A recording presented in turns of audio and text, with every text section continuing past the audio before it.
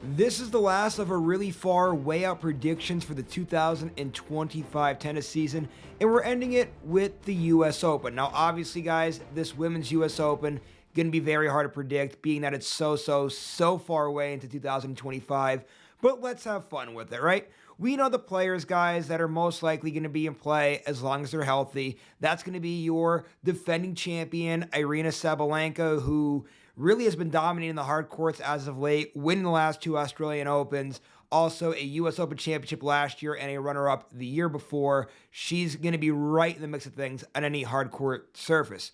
Also, guys, you have the 2023 champion, Coco Gauff. Gauff, too, coming into 2025 with a lot of momentum. Ended 2024 in a big way. That version of Coco Gauff could beat any player on tour and definitely would be right in the mix on any surface at any major championship. So if Gauff could bottle that up and carry that all the way throughout 2025, she's going to have a big year.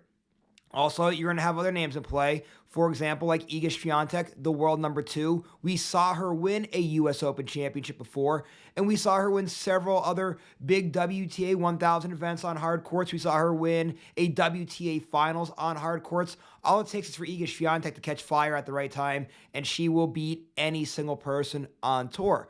Also, guys, you have Karolina Muchova. And if you guys have been watching this channel, I actually picked her as my Wimbledon champion for 2025. Again, that's a really far way out prediction and a bold one at that. But she has such a steady game, good for every single surface, and she's been great at the U.S. Open, making semifinals in the last 2 years.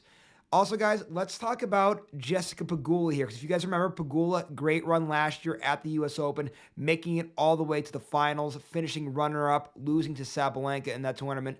Pegula, again, great on the hard courts. We saw her win a few championships now at the Canadian Open. Obviously, that great success that we just saw at the U.S. Open last year, and she's been pretty good at the U.S. Open overall. I really think this is probably going to be her best chance to win a major championship, would be at the U.S. Open. Also, I think Wimbledon, too, we saw her have some great lead-ups to that last year in the grass court season, but really she's dialed it up for the hard courts at the U.S. Open.